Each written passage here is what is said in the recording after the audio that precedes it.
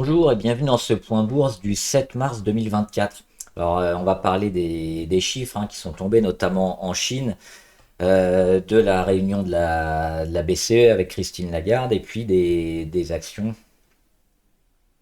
sur le CAC 40 et puis du portefeuille notamment qui ont plutôt bien marché dernièrement, et on parlera aussi des matières premières évidemment avec la montée des métaux. Alors comme d'habitude, avant de commencer, je rappelle que les informations et analyses données sur cette chaîne sont données à titre indicatif et ne peuvent pas être considérées comme un conseil en investissement.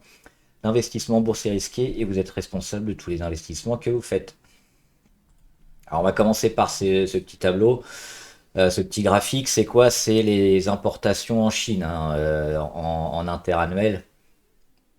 Donc les chiffres en pourcentage par rapport à une augmentation ou à une diminution des importations par rapport à l'année précédente sur le même mois.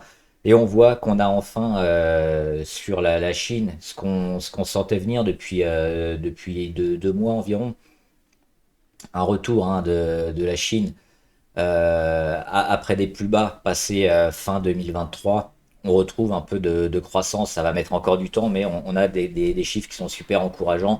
Donc là, on a les importations en Chine. On voit qu'on est largement positif et que ça suit une très longue période, quasiment une année, où on a été dans le négatif tout le temps. Donc on va retrouver un peu un moteur économique mondial avec la Chine qui va mieux. Et sur les exportations, c'est la même chose, hein. Donc à la fois, elle augmente ses importations, mais elle produit toujours plus. Et elle exporte encore plus, on le voit avec ce beau graphique ici. Et cette belle poussée sur le mois de février. Enfin, des exportations bien positives, des exportations qui augmentent. Donc la Chine est véritablement en train de retrouver son rôle pas encore de leader, parce qu'il reste beaucoup de travail, mais ce sera fait, je pense, certainement. Elle va tirer l'économie probablement au second semestre 2024. Donc ça, c'est plutôt une bonne chose et quelque chose d'assez favorable. Alors on va parler aussi de la BCE. Alors comme d'habitude, la réunion avec Christine Lagarde sur la BCE, bah, elle a dit ce qu'elle avait dit déjà à la dernière réunion, qu'elle avait dit à la dernière réunion, qu'elle avait dit à la dernière réunion. Euh, En gros, bah, on a besoin de encore plus de données et plus de chiffres pour faire baisser les taux, parce que pour l'instant c'est pas assez important. Elle a aussi noté les salaires. Alors plus que l'inflation, et le niveau de l'inflation avant de baisser les taux. Ce que regardent actuellement les dirigeants de la BCE, c'est les salaires. Et comme les salaires ont augmenté aussi dernièrement, c'est aussi responsable de la continuation un peu de l'inflation. Donc il y a pour l'instant un peu trop d'argent sur le marché de l'emploi. Donc on aura toujours des taux relativement élevés pour les prochaines réunions. Il n'y aura pas de baisse donc prochainement. Ça remet toujours au début de l'été, probablement au mois de juin, la première baisse des taux à la fois sur la BCE et la Fed, mais pas vraiment de choses surprenantes, hein. C'est comme d'habitude, elle a eu le même discours depuis plusieurs mois, et puis sinon sur les autres chiffres, aujourd'hui, il n'y a rien eu de très important ou en décalage avec ce qui était attendu. Donc c'était plutôt ça. Les matières premières, l'or, c'est pareil, on l'avait dit depuis un moment, l'or qui allait battre de nouveaux records, on savait pas quand, on savait pas comment, mais on savait que début 2024 ou au plus tard été 2024, l'or aurait un nouveau record. Bah, c'est chose faite aujourd'hui. On est à 2156 là. Il est monté à près de 2164, donc c'est toujours un plus haut historique sur l'or, et les métaux aussi qui suivent, hein. On va le voir après avec les minières notamment, donc toujours très, très favorable. Il y aura de la construction comme d'habitude, il y aura du reflux, mais on a lancé une séquence qu'on sentait venir depuis plusieurs semaines, sur l'or, une grosse poussée qui ira chercher encore des plus hauts. Et puis on a beaucoup d'acheteurs au niveau des États aussi, des particuliers un petit peu, mais pas mal d'États qui font des réserves sur l'or. Et l'argent, on le voit prêt à casser aussi avec cette belle progression, hein, l'argent. Il est ici juste sous les 25, hein, à 24,5. On attend une cassure sur les 25 et les 26 pour lancer aussi une séquence un peu plus long terme sur l'argent et le cuivre qu'on suit particulièrement parce qu'on a pas mal d'actions, hein, on le voit. Phase de congestion, là il est plutôt dans le haut. Ça fait un moment qu'il travaille aussi à retourner toutes ces moyennes ici, hein, depuis le début de l'année, début février. Donc là aussi, c'est assez important quand même ce qui est en train de se passer sur tous les métaux. Le Brent, on va pas le faire, il n'y a rien de pertinent. Et on regarde le CAC 40. Alors le CAC 40, nouveau record, hein, plus de 8000 points, 8016 points. Donc on vient casser la petite résistance, on vient à nouveau sur les plus hauts. On est à 73 niveau RSI, toujours un peu haut. On est un peu haut aussi au niveau MACD. Il faudra voir combien de temps ça va tenir. Mais on est toujours aussi, hein, tant qu'on ne vient pas un peu titiller cette zone autour de la moyenne à 20 qui pourrait annoncer un début de construction, de correction, pas de correction, plutôt de consolidation, hein, dans un premier temps. Le CAC est toujours haussier, donc RAS là-dessus. Même si il faudra à un moment donné consolider plus ou moins fort. Plus on va monter comme ça en ligne droite vite et haut, plus la consolidation, la correction va arriver aussi avec un pourcentage important. Si on met beaucoup de temps et beaucoup de séances pour gagner quelques pourcentages, il n'y aura pas de conso. Mais là, comme on est en train de monter quand même relativement rapidement, on le voit, là, c'est à peu près comparable à ce qu'on a vécu post-Covid, hein, et notamment depuis septembre 2022. C'est quasiment les mêmes angles. Donc il y aura un début de conso à un moment, je ne sais pas quand, mais qui sera aussi important et au prorata de ce qu'on a connu en termes de hausse. On va regarder juste les grosses variations du CAC avant de faire les actions du portefeuille. Quasiment tout vert, hein, on va parler de téléperformance évidemment après. On va juste voir STM qui fait plus 3,50 et on le voit. Il y avait une petite phase de congestion. Elle est en train de sortir. Alors, on va attendre quand même cette sortie ici, hein, cette oblique-là, qu'il faudra casser véritablement pour STM. Mais les semi-conducteurs sont toujours, on l'a dit depuis la fin de l'année 2023, ce sera un des succès avec le cloud et l'intelligence artificielle. Tout ce qui est semi-conducteur, ça devrait faire un carton. Et donc, STM ou Calray ou plein d'autres, hein, ASML. Il y en a des dizaines, seront probablement plutôt haussières en 2024, même s'il y a pour certaines une grosse partie qui est déjà passée en termes de hausse. Alors, ça on va le voir après. Apple, Apple toujours en short. Début tentative de réaction, mais pour l'instant c'est quasiment à plat, on est à zéro. Donc Apple, l'objectif il est toujours d'aller chercher les 166, d'aller encore plus bas. On surveille aussi le RSI, pour l'instant on est sous les 30, donc il n'y a rien à faire. Il faut attendre que le cours continue sa descente. Au Rubis, bah, c'est le cuivre qu'on a vu tout à l'heure, et la plupart des minières, on va en reparler, toujours bonnes à prendre. Donc si vous cherchez plutôt des actions à prendre maintenant, dans une optique de quelques semaines ou quelques mois à minima, bah, la plupart des minières vont être intéressantes, dont Rubis, hein, on espérait le rebond un peu plus tôt. On l'a eu finalement ici, hein, sur les 59 environ, 59-60. On l'a senti avec ce début de réaction, même si on a enfoncé 1 ou 2 jours. Aujourd'hui, on reprend également 3%. Et puis, quand les métaux vont monter, forcément, toutes les minières vont exploser également. Les volumes sont toujours là. On sort assez violemment, hein, de la zone des 30 au niveau RSI, donc toujours plutôt favorable. Et puis, on casse enfin cette oblique-là, hein, qui avait été créée. On casse la moyenne à 20. On regarde, hein, la moyenne à 20, elle est là. Elle était quasiment parallèle à la petite oblique blanche. Donc on fait une première étape dans la fin de la chute sur Orubis. C'est léger, c'est spéculatif, hein. Pourquoi? Parce qu'on a quand même ici un chandelier, moi qui m'intéresse, un gros chandelier comme ça. Alors on a ouvert largement gap baissier, hein, mais toute la séance elle a été rachetée. Rachetée. Alors on a ouvert assez bas. Hop, on a ouvert à -9. Donc c'est limite catastrophique. Et puis c'est racheté et on finit à +3. Donc ça fait quasiment 12% dans la même séance rachetée quand on voit un gros chandelier vert comme ça qui englobe tout le reste. Moi je vois ça comme un signal d'achat. Donc c'est spéculatif parce que c'est quand même une valeur qui se casse la gueule depuis un moment. qu'on attendra certainement au-dessus des 0,54. Mais l'objectif, c'est peut-être d'aller chercher les 0,54. Il y a une vingtaine de pourcents à faire en spéculatif, en rebond, donc ça peut se jouer. Et Ramet, une minière également hein, sur les métaux précieux, on le voit, hein, c'est pareil, le plus bas qui a été touché autour des 60, et puis elle tente un début de retournement. On l'avait déjà tenté ici au mois de décembre, avorté, mais on y revient, et puis on a tenu, hein, on a tenu les plus bas, donc elle est en train de mettre les étapes aussi avec les volumes. On regarde les volumes, hein, depuis ici les plus bas qui ont été rachetés au niveau des 60.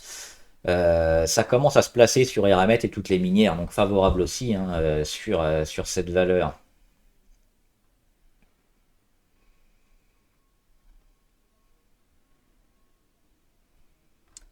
Neoen. Neoen, grosse journée également, plus 4%. Alors on l'a dit, on est plutôt long terme sur Neoen, donc le regarder en journalier, c'est pas forcément le plus pertinent, mais on avait cette zone-là hein, qui a bien fonctionné sur les 23. On va même le regarder hop, en hebdo. On le voit, on revient à nouveau sur notre oblique qu'on avait cassé au mois de décembre. C'était un peu comme Eramet, c'est un faux départ. On est revenu et puis là on relance quelque chose, donc c'est un peu la même séquence. Alors pas sur le même secteur, parce que là on est sur l'énergie verte, hein, sur Neoen, mais elle a des bons fondamentaux, elle a plusieurs partenariats intéressants, elle a pas mal de contrats aussi dernièrement. Elle a tout pour partir, Neoen. On serait surpris de la voir aller plutôt vers le bas. Donc oui, c'est un bon prix ici, hein, autour des 20, 20, 25 par là. On est sur les 23. Probablement intéressant à prendre également. Et on voit ce début de réaction, même si il faudra aussi pas mal de construction. Mais on a ces derniers jours une belle force acheteuse et puis des volumes très intéressants. Newmont, pareil, c'est la minière. On est revenu au-dessus des 33, j'en ai déjà parlé hier, donc là on va faire probablement le travail pour aller chercher l'oblique et puis retourner tout, mais ça dépendra aussi des métaux précieux et du prix des métaux. Ruby, alors il y a peut-être quelque chose à faire, hein, Ruby. Moi j'ai pris une petite, enfin même pas une petite ligne, une ligne, pas une grosse, mais une ligne sur Ruby.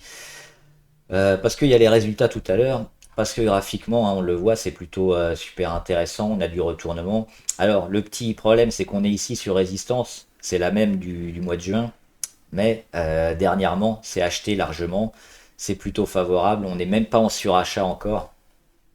Au niveau RSI, hein, on est sur les 69, on est prêt peut-être à encore déclencher quelque chose.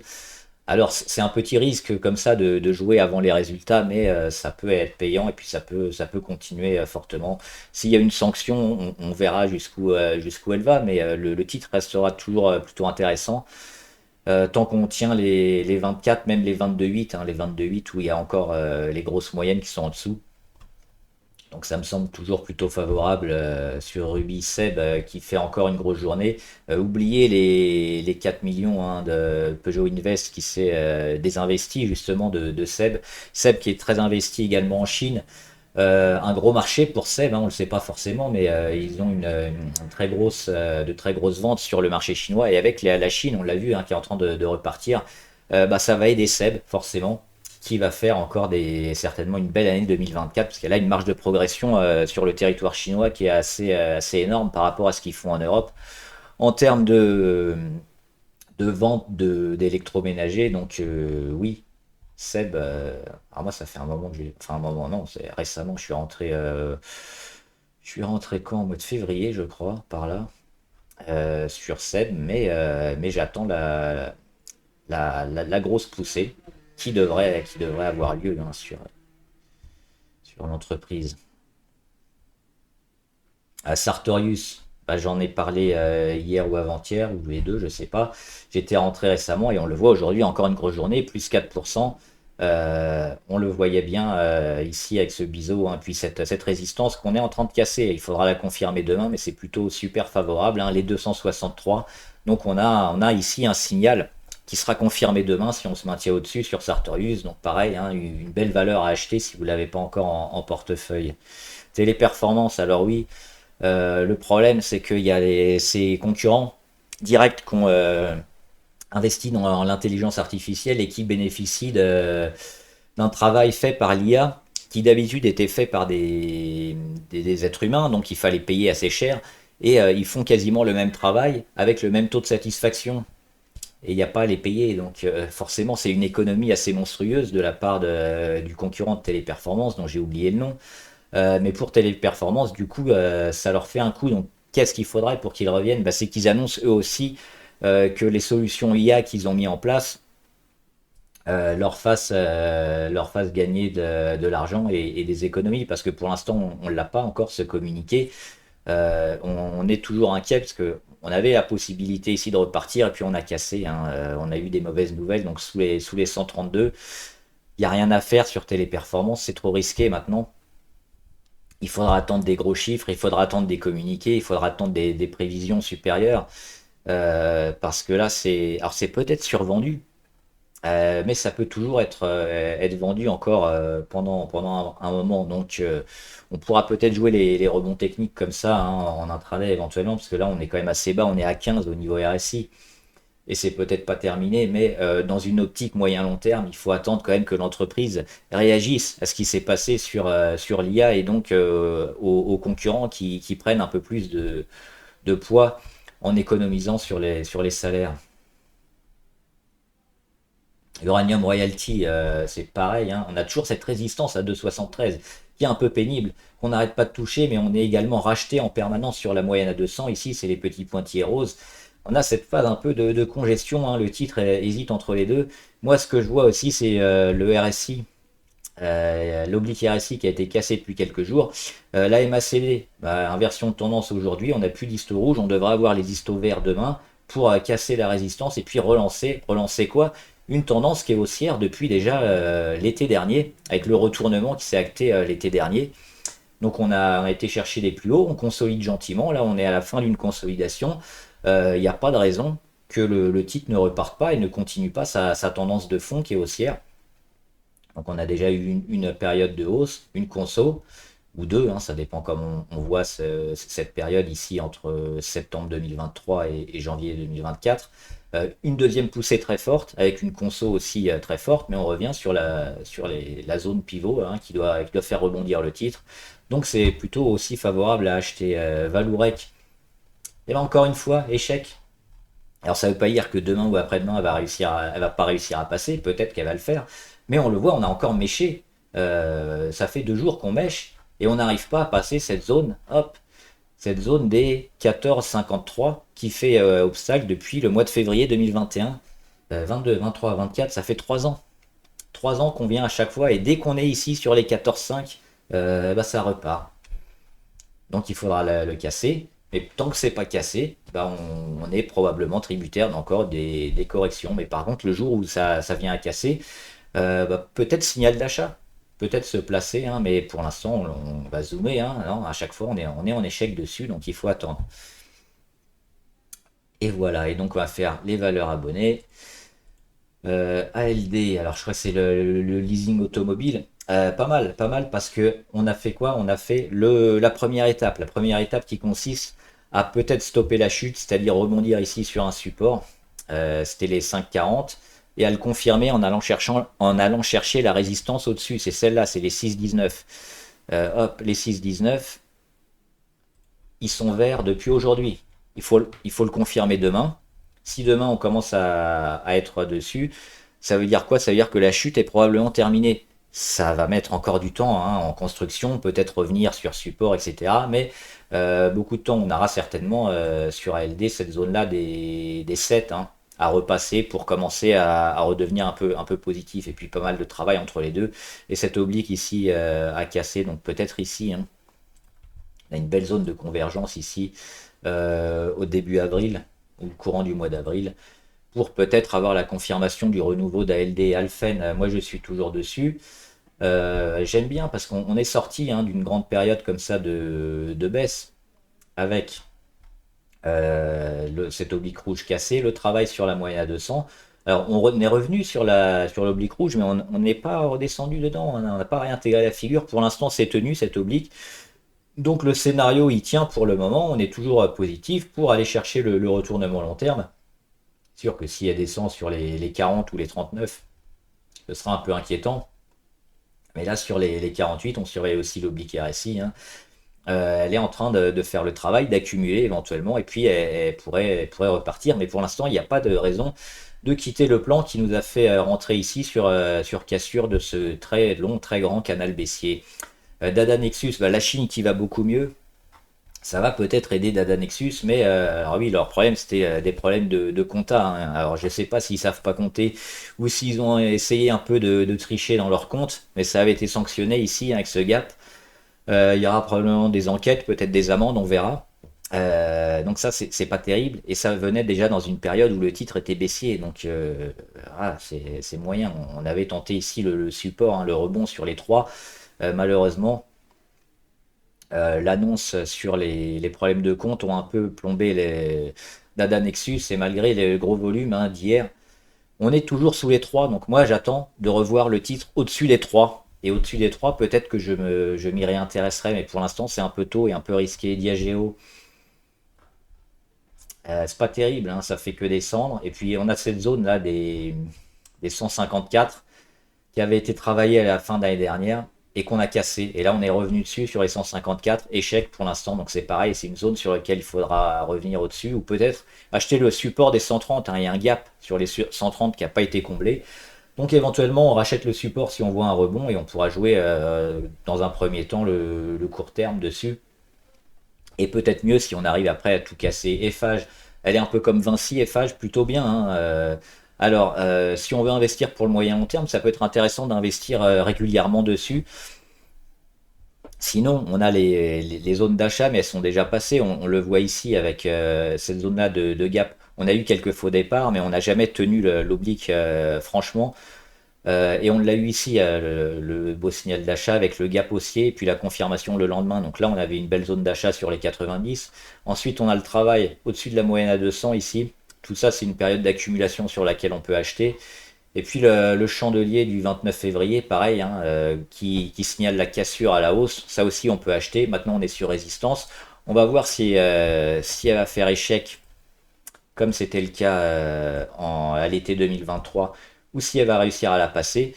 Mais pour le moyen long terme, c'est plutôt positif. Après, faudra pas hésiter à peut-être pas mettre toute la position et racheter éventuellement sur des replis, des excès, ou acheter en plusieurs fois. Ça semble plutôt intelligent sur cette valeur. Metavisio, alors c'est spéculatif. Je crois que j'ai vu les chiffres sur Metavisio, ça faisait un peu peur, hein. C'était pas terrible. Super spéculatif, donc, mais pourquoi pas? Parce qu'on peut faire du x2 assez rapidement. Il faut faire attention. Moi, j'ai noté cette zone-là, hein. Alors, on peut éventuellement la jouer déjà en anticipation, c'est-à-dire que si on va la taper et qu'on la relance, hein, on pourra mettre des stops assez facilement. Euh, mais c'est le genre de valeur qui peut nous faire une AK du jour au lendemain et le titre, il va se manger moins 20%. Il faut le savoir. Il y a beaucoup de volume, il se passe des choses, donc oui, c'est plutôt intéressant. Maintenant, ce qui est dommage, c'est qu'elle a fait une grosse explosion sur les 2,28, donc la véritable résistance. Hop. Et le deuxième rebond, bah, il est plus faible. Il n'est pas terrible, hein. Hop, un petit rebond à la moitié. Alors si on relance un troisième rebond, mais il faudrait qu'il soit au-dessus des 1,6 pour que ce soit positif. Donc on peut éventuellement le jouer maintenant et puis on voit que si ça vient pas, on sortira. Mais c'est encore une fois, c'est super spéculatif. Au niveau des indicateurs, il n'y a rien. On est actuellement dans une zone plutôt neutre. Et on a comblé le gap au point près ici sur les 1,050 le 29 février. Donc ça c'est plutôt une chose positive, hein. On a comblé, on a fait un petit gap, on est venu le combler, là on accumule.